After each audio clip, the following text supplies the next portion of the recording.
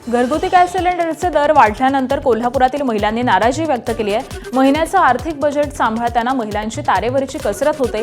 लाडक्या बहिणींची ही चिंता सरकारनं समजून घ्यावी असं मत महिलांनी व्यक्त केलंय।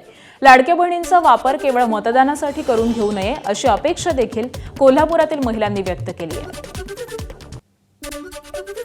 महिलांसाठी हे काम करतो म्हणतात।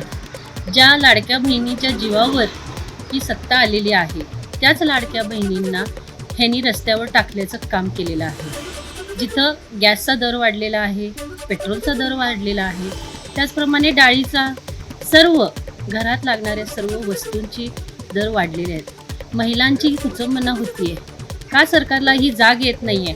पेट्रोलचे दरसुद्धा वाढलेत, सिलेंडरचे दरसुद्धा वाढले। असं महागाई वाढत चाललं की आम्ही महिलांनी करायचं काय। बाहेर गावी जायचं म्हणजे 10-20 रुपये वाढणार।